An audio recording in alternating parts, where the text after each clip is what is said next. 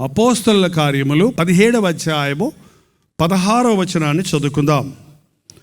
పౌలు ఎథెన్సులో వారి కొరకు కనిపెట్టుకొని ఉండగా ఆ పట్టణము విగ్రహములతో నిండి ఉండుట చూచినందున అతని ఆత్మ పరితాపము పట్టలేకపోయెను. పౌలు పరితాపంతో తర్కిస్తున్నాడు, వివరిస్తున్నాడు, హెచ్చరిస్తున్నాడు. ఆయన పట్టుకున్నారు. ఆయన పట్టుకొని ఎవడు అయ్యా నువ్వు అని బలవంతం చేసి, అక్కడ మీరు ఆ తర్వాత చదవండి అవన్నీ. అక్కడ గమనిస్తే కొన్ని విషయాలు అక్కడ ముఖ్యంగా ఎపికురియలలోను స్తోయికులలోను ఉన్న కొందరు జ్ఞానులు అతనితో వాదించారు. 2 రకాల తెగలు ఉన్నాయి అక్కడ. ఇది సాధారణంగా ఎక్కడ కనబడరు. ఎపికురియులు, స్తోయికులు. ఈ ఎపికురియులు అన్న వాళ్ళు బతుకంటే డబ్బు సంపాదిస్తామే, సక్సెస్ అంటే ఏదో విధంగా ఎంత ఎక్కువ డబ్బు సంపాదిస్తావో అది నీ సక్సెస్ అని నమ్మకం కలిగిన వాళ్ళు. దేవుడు, మరణం తర్వాత జీవితం గురించి ఏ మాత్రం వీళ్ళు ఆలోచించరు. వీళ్ళ పని అంతా ఏంటంటే డబ్బు డబ్బు డబ్బు డబ్బు. ఎంత ఎక్కువ డబ్బు సంపాదిస్తే అంత గొప్పోడు అన్నమాట, నువ్వు అంత తెలివైనోడు అన్నమాట, అంత జ్ఞాని అన్నమాట, అంత మేధావి అన్నమాట. అతను వాళ్ళు ఎప్పుడూ కూడా ఈ లోకంలో సౌఖ్యంగా ధనవంతులుగా ఉండటమే నిజమైన జీవితం, అదే నిజ జీవితం, అంతకు మించింది ఏది లేదు అని నమ్మిక కలిగిన వారు పౌలుతో తర్కిస్తున్నారు. పౌలు ఏమంటాడంటే, నాకు ఏవేవి లాభకరములో వాటిని నేను పెంటగా ఎంచుకొని నేను క్రీస్తును వెంబడిస్తున్నాను. రోమా సామ్రాజ్యపు పౌరుణ్ణి నేను. రోమా సామ్రాజ్య పౌరుడు అంటే ఎంతో గొప్ప. ఆ దినాల్లో వాళ్ళకి చాలా అధికారం ఉంది, చాలా they are proud about it. కానీ అది నాకు వద్దనుకున్నాను. నేను హెబ్రియుడను, అది వద్దనుకున్నాను. నేను గమానియేలు పాదముల దగ్గర చదివాను, నేను ఆక్స్ఫర్డ్ యూనివర్సిటీలో చదివాను, ఒక మంచి తెలివైన జ్ఞానిని. కానీ నేను వద్దనుకుంటున్నాను. నేను అన్ని ధర్మశాస్త్రాన్ని బాగా ఎరిగిన వాడిని, నేను పరిశీలుని, నిష్ఠ కలిగిన మత వైరాగ్యాలు కలిగిన వాడిని. కానీ అవన్నీ వద్దనుకుంటున్నాను. ఏవేవి లాభకరాలు వదులుకొని పిచ్చోళ్ళగా నేను అన్నీ వదిలిపెట్టుకొని ఇదిగో క్రీస్తుని గురించి సువార్త ప్రకటించాలని లోకానికి వెరితనంగా పెంటకుప్పగా అయిపోయాను. ఎందుకంటే నాకు యేసయ్యను వెంబడించడంలోనే గొప్ప భాగ్యం ఉంది. కాబట్టి వాళ్ళు వాదిస్తూ ఉన్నారు. ఏమండి, యేసయ్య అది యేసయ్య, దేవుడు దేవుడు దేవుడు అంటే డబ్బులు ఎట్టు వస్తాయండి, దేవుడు దేవుడు అని డబ్బులు కూర్చుంటే డబ్బులు ఎట్టు వస్తాయండి. ఈ రోజున మనుషులు జీతం ముఖ్యం, ఉద్యోగం ముఖ్యం, చదువులు ముఖ్యం, డబ్బు ముఖ్యం, ఆస్తి ముఖ్యం అనుకునేవారు ఎవరన్నా ఉంటే మీరు కూడా ఈ జాతికి సంబంధించిన వారు. ఎవరండి వాళ్ళు? ఎపికురియులు. ఎవరండి వాళ్ళు? ఎపికురియులు. ఇంకొకళ్ళు ఉన్నారు స్తోయికులలు.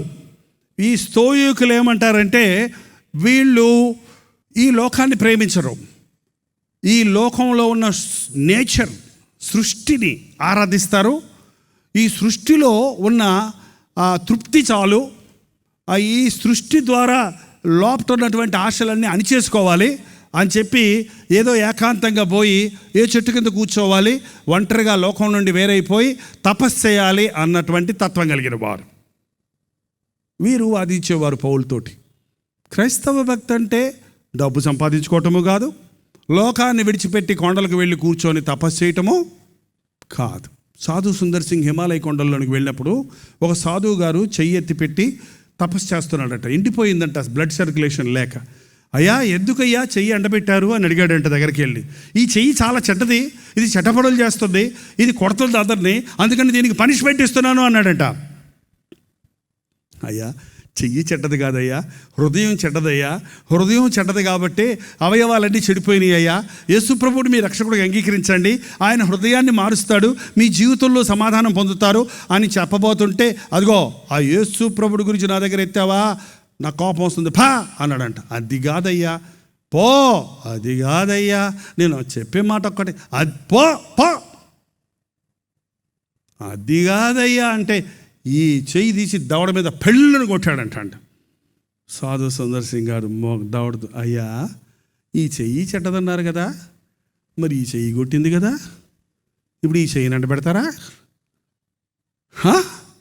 2 చేతులు ఎండ పెడితే కాలుతో తంతే కాలు ఎండ పెడతావా? ఓసారి ఒక కుష్ఠరోగిని చూశానండి. ముండాలే ఉన్నాయి, మోకాళ్ళ కాడి చేతుల కాడి నుంచి లేవు, తినేసినాయి పురుగులు. కుష్ఠరోగం. అతన్ని పాపం బండిలో కూర్చోబెట్టుకొని భార్య తోస్తుంది. ఆమె కుష్ఠరోగే, సగం సగం ఏళ్ళు తినేసి ఉన్నాయి. ఆమె తోసుకుంటూ వెళ్తుంటే ఆ మొండేది కోపం వచ్చింది భార్య మీద. ఫోన్లే తోసుకెళ్తుందని సంతోషపడాలి కదా. కోపం వచ్చేసి స్పీడ్గా తోసిందనో మరి తొందరగా చెప్పినప్పుడు కథ పిల్లదనో బండి కోపం కానీ అందులో ఎగిరి పడుతున్నాడండి. కాళ్ళు చేతులు లేవు కానీ భార్య మీద కోపపడుతూ అంటాడు. తపస్సు చేస్తే మనసు మారదండి. బాప్తిసం పొందానండి మనసు మారద్దని, అయినా మా ఆయన తాగుడు మానలేదండి అని చెప్తున్నారు ఈ మధ్య కొందరు. ఎందుకు ఇస్తున్నారో పాస్టర్ గారులకు అర్థం కాదు. పాస్టర్ గారులు అట్లాంటి వాళ్ళకి బాప్తిసం నాకు అర్థం కాదు. బాప్తిసం పొంది ఇంకా తాగుతున్నాడని ఎందుకు చెప్తున్నారో నాకు అసలే అర్థం కాదు. ఎందుకంటే మనస్సు మారి రూపాంతరం పొందిన తర్వాత, పాపక్షమాపణ పొందిన తర్వాత, పశ్చాత్తాపడిన తర్వాత బహిరంగంగా తీసుకునేది బాప్తిసం. కానీ నీళ్ళల్లో మునగటం వల్ల మనసు మారిపోతే మన గేదెలన్నీ మారు మనసు పొందుతాయి. అవి ఎప్పుడు నీళ్ళలోనే ఉంటాయి. నీళ్ళ బాప్తీసం కాదు. బాప్తీసము సాదృశ్యమే కానీ అది మత మార్పిడికి గుర్తు కాదు. అది మనస్సు మారడానికి ఒక సాక్షిగా, బహిరంగ సాక్ష్యంగా దేవుడు ఒక సాదృశ్యం ఇచ్చింది మాత్రమే. కానీ ఈ రోజున చాలామంది ఆచార భక్తితో ఉన్నారు, భక్తి కొరకు భక్తిలో ఉన్నారు. పౌలు అలాంటి వారందరితో మాట్లాడేవారు. ఒక జాతికి, ఒక భాషకు, ఒక విధమైన తత్వం కలిగిన వ్యక్తులతో కానీ మాత్రమే కాదు. యేసుక్రీస్తు అందరికీ ప్రభు. యేసుక్రీస్తు అందరికీ ప్రభు. ఆయన అందరికీ అందరి వంటి వాడిగా ఉన్నాడు. అందరినీ సంపాదించుట కొరకు, అందరి కొరకు తన ప్రాణాన్ని ఇచ్చాడు. కాబట్టే పౌలు అన్నాడు, నేను అందరినీ సంపాదించుకున్నటకు అందరికీ అందరి వలె నన్ను నేను తగ్గించుకొని దాసునికి దాసునిగా, యజమానికి యజమానిగా, ధర్మశాస్త్రం ఎరిగిన వారికి ధర్మశాస్త్రం ఎరిగిన వారికి, ఎరగని వారికి ఎరగని వారిగా నేను జీవిస్తున్నానని సాక్ష్యం ఇచ్చాడు. అటువంటి ఆత్మల భారం కలిగిన దైవ సేవకులు, అటువంటి ఆత్మల భారం కలిగిన విశ్వాసులు ఈ రోజున ప్రపంచంలో ఉంటే ఈ ప్రపంచమంతా యేసయ్య పాదముల దగ్గర సాగిలపడి ఆయన్ని ఆరాధించి ఉండేది. దేవుడిచ్చినటువంటి టెక్నాలజీ, దేవుడిచ్చినటువంటి అవకాశములను ఉపయోగించుకొని ప్రతి దైవ సేవకుడు సువార్త ప్రకటించడమే ధ్యేయంగా ముందుకు సాగితే ఇంకా భూగోళంలో 1/3 ఆఫ్ ద వరల్డ్ ఇంకా సువార్త వినని వారిగా మిగిలిపోకుండా ఉంటారు. చిటికేసేటప్పటికి 23 మంది చనిపోయి నరకానికి వెళ్ళిపోతున్నారని లెక్కలు కట్టారు. చిటికేసేటప్పటికి 23 మంది వెళ్ళిపోయి నరకంలో పడిపోతున్నారు. భారమేది? ఆత్మలను సంపాదించాలని ఆశ కలిగిన వాడు తనకున్న దాన్ని దేవుని కొరకు వ్యయం చేస్తాడు. ఒక్క రకమైన మనుషుల కోసం కాదండి, ఒక జాతి కోసం కాదండి, ప్రతి వారిని ప్రభు రక్షించాలి. ఆ ఏదెన్స్లో ఉన్న వారికి ఎక్కడలేని భక్తి అండి. వాళ్ళకి భలే భక్తి. ఆ దినాల్లో ఈ గ్రీకులు మన దేశంలో భారతీయుల్లాగా ఎక్కువ పూజలు, ఎక్కువ మంది దేవతలు, ఎక్కువ భక్తి. మన దేశంలో ఉన్నంత భక్తి నిజంగా చెప్పాలంటే ప్రపంచంలో ఎక్కడా లేదండి. అసలే అంత భక్తి, అంత భయం దేవుడంటే, అంత ఆచారం, అంత విశ్వాసం, అంత నమ్మిక, అంత సమర్పణ ఉంది. కానీ అది సరైన ఛానల్లో లేని మూలాన నష్టం కలుగుతుంది. అనేక విగ్రహాలు చూచినప్పుడు ఆయన్ని పట్టుకొచ్చినప్పుడు ఒక మాట అన్నాడు చూడండి, 23వ వచనంలో, 22వ వచనం చివరి భాగంలో, ఎథెన్సు వారలారా, మీరు సమస్త విషయములలో అతి దేవతాభక్తి గలవారై ఉన్నట్టు నాకు కనబడుచున్నది. నేను సంచరించుచు మీ దేవతా ప్రతిమలను చూచుచుండగా ఒక బలిపీఠము నాకు కనబడెను. దాని మీద తెలియబడని దేవునికి అని వ్రాయబడి ఉన్నది. తెలిసిన దేవుళ్ళన్నిటికీ గుడులు కట్టి, ఎందుకైనా మంచిదని ఒక గుడి కట్టి ఆ గుడి మీద ఏం రాశాడంట? ఎవరికి? ఇంకెవరన్నా తెలియబడని దేవుడు ఉంటాడేమో, ఆయన ఆశీర్వదించకపోతే మనకి ఏదైనా నష్టం కలుగుద్దేమో అన్నంత భక్తితో ఆ తెలియబడని దేవునికి అని రాసి పెట్టాడంట. దొరికింది నేను ఒక అదును. నేను చూస్తున్నప్పుడు ఒక చోట మీరు తెలియబడని దేవునికి అన్నారు, చూసారా? కాబట్టి మీరు తెలియక దేనియందు భక్తి కలిగి ఉన్నారో దానిని మీకు ప్రచురపరుచుచున్నాను. ఆ తెలియబడని దేవునిని మీకు తెలియజేస్తాను, వినండి. ఆ తెలియని దేవుడిని మీకు పరిచయం చేస్తాను, చూడండి. జగత్పునాది వేయబడక ముందు జగత్తును అందలి సమస్తమును నిర్మించిన దేవుడు తానే ఆకాశమునకును భూమినికి ప్రభు అయి ఉన్నందున హస్తకృత్యములైన ఆలయములలో నివసింపడు. ఆయన అందరికీ జీవమును ఊపిరిని సమస్తము దయచేయవాడు గనుక తనకు ఏదైనాను కొదువై ఉన్నట్లు మనుష్యుల చేతులతో సేవింపబడువాడు కాడు. మరియు యావత్ భూమి మీద కాపురముండుటకు ఆయన ఒకని నుండి ప్రతి మనుష్యులకును సృష్టించి, వారు ఒకవేళ దేవుని తడువులాడి కనుగొందురేమో అని తన్ను వెదుకు నిమిత్తము నిర్ణయ కాలమున వారి నివాసం యొక్క పొలిమేరలను ఏర్పరచెను. ఆయన మనలో ఎవనికి నీ దూరముగా ఉండువాడు కాడు. మనం ఆయన యందు బ్రతుకుచున్నాము, చలించుచున్నాము, ఉనికి కలిగి ఉన్నాము. అటువలే మనం ఆయన సంతానమని మన కవీశ్వరుల్లో కొందరు చెప్పుచున్నారు. కాబట్టి మనము దేవుని సంతానమై ఉండి మనుషుల చమత్కార కల్పనల వలన మలచబడిన బంగారమునైనను వెండినైనను రాతినైనను దైవత్వం పోలి ఉన్నదని తలంపకూడదు. ఆ జ్ఞాన కాలమందు దేవుడు చూడనట్లు ఉండెను. ఇప్పుడైతే అంతటా అందరూ మారు మనస్సు పొందవలనని మనుష్యులకు ఆయన ఆజ్ఞాపించుచున్నాడు. నా మాటలు కాదండి, పౌలు రాసిన మాటలు. ఇప్పుడైతే అందరూ అంతటా ఏం చేయాలంట? మారు మనసు పొందాలి.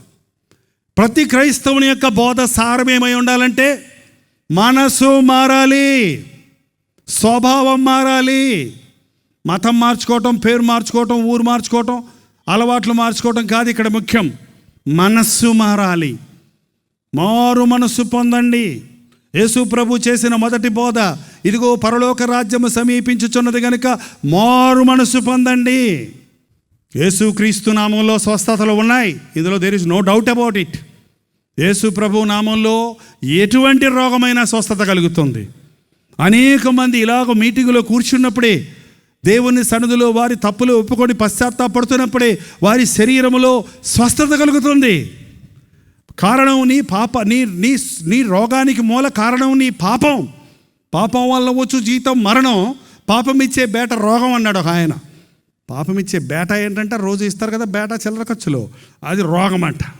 అల్టిమేట్గా మరణం వస్తుంది చివరికి. మధ్యలో వచ్చేది ఏంటంటే మనకి రోగాలు. అంతేకాక ఈ భూమి చెడిపోయింది, గాలి చెడిపోయింది, నీరు చెడిపోయింది, మనుషులు పాపులైపోయారు. ఎటు చూచినా వ్యభిచార తరమని పిలువబడుతుంది. ఎటువంటి ఆరోగ్యం లేని పరిస్థితుల్లో పుట్టిన ప్రతి బిడ్డకి ఆస్మా వస్తుందంట. ఎందుకంటే వెంటిలేషన్ లేదు, బొగ్గు పులుసు వాయువు ఎక్కువైపోయింది, వెహికల్స్ ఎక్కువైపోయినాయి, ఎక్కడ చూసినా ఆర్టిఫిషియల్ కార్యాలు చూస్తున్నాం.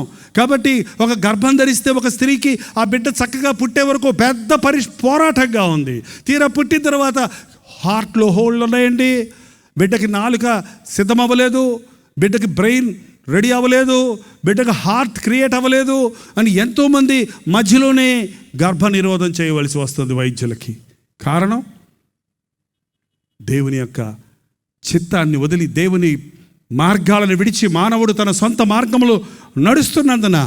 ఇది గమనించిన మనం, ఇది చూచిన మనం, ఒక వ్యక్తి జీవితంలో ఈ లోకములో సమాధానకరంగా జీవించాలంటే అతడు మారు మనస్సు పొందాలి.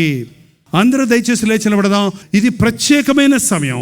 పరిశుద్ధాత్ముడు నీ మీదకు దిగి వచ్చే సమయం.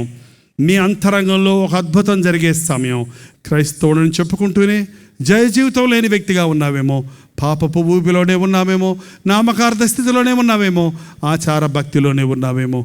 ప్రభా రానాయన నా హృదయంలోనికి రా, ప్రభా నా హృదయంలోనికి నన్ను పట్టుకొని ఆయన నన్ను లేవనెత్తయ్యా.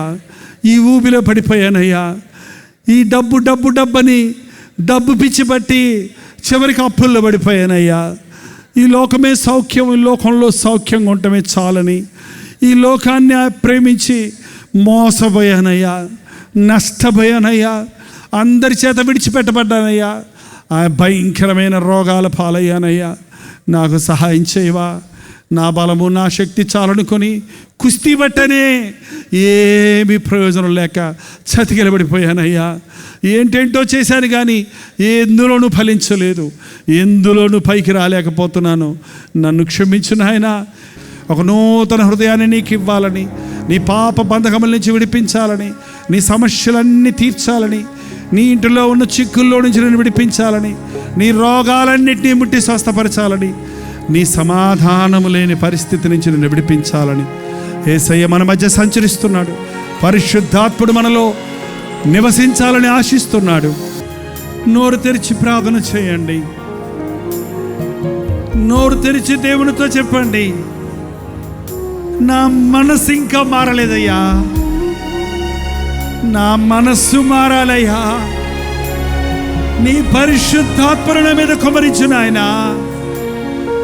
నా పాపాల గురించి నేను పశ్చాత్తాపడినట్లుగా నీ కృప నాకు దయచేయ్యా. ప్రతి ఒక్కరు 2 చేతులు పైకెత్తి చివరిగా ఒక్క మాట అడుగుదాం. ప్రార్థన. పరిశుద్ధుడా, ప్రేమగల తండ్రి, నీ సన్నిధిలో కూడి వచ్చిన ఈ సమూహాన్ని చూడు ప్రభువా. ఈ గుంపును గుంపుగా కాక ఒక్కొక్కరిగా నీవు పరిశీలిస్తున్నందుకు వందనములు నాయన. హృదయేంతరేంద్రియాలను పరిశీలించేదేవా, మా హృదయాల్లోని మూలుగులు, మా హృదయంలో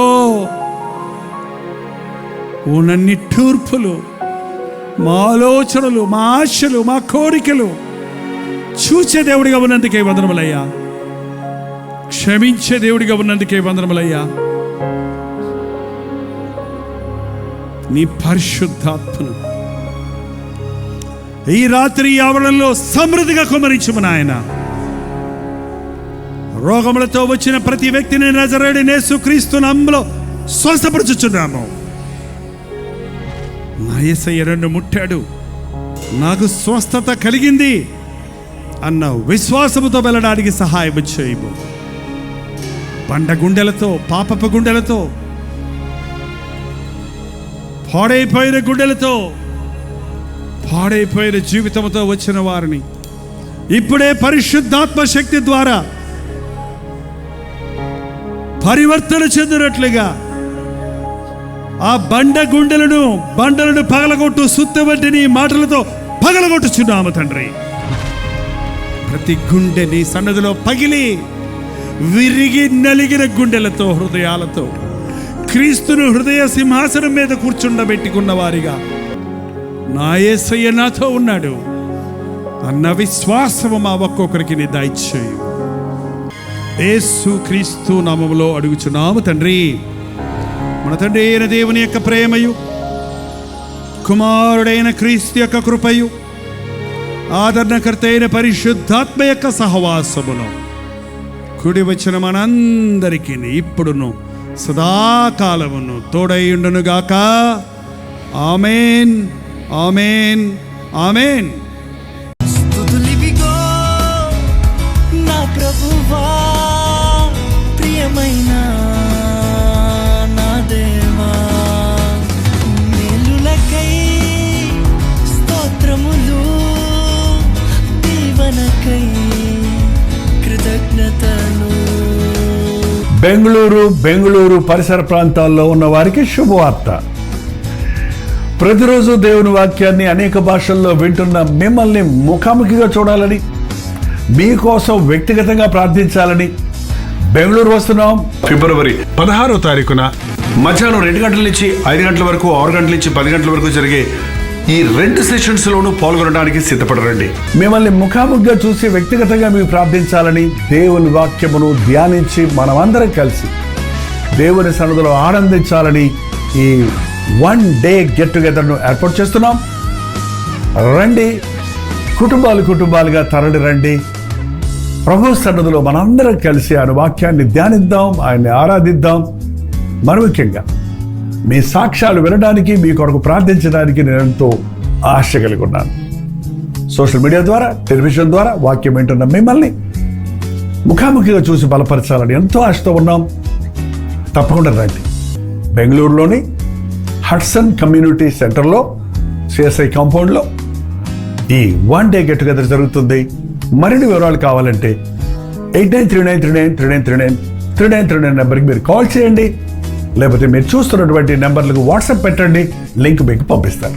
తప్పక వస్తారు కదా. స్తుతులివిగో నా ప్రభువా, ప్రియమైన నా దేవా, మేలులకై స్తోత్రములు, దీవెనకై కృతజ్ఞతలు.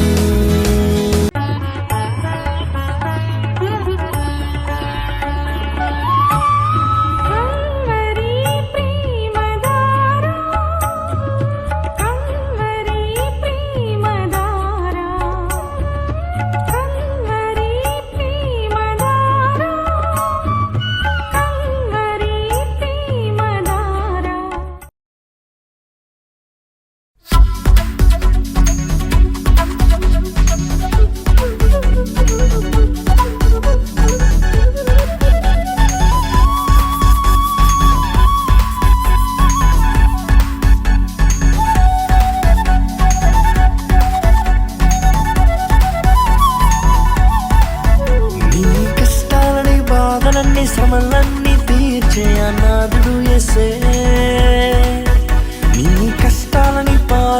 శ్రమలన్నీ తీర్చే అనాథుడు యేసే. ఆది నుండి ఉన్నవాడు ఆ దేవుడు, అద్భుతాలు చేసేవాడు నా యేసుడు. ఆది నుండి ఉన్నవాడు ఆ దేవుడు, అద్భుతాలు చేసేవాడు నా యేసుడు.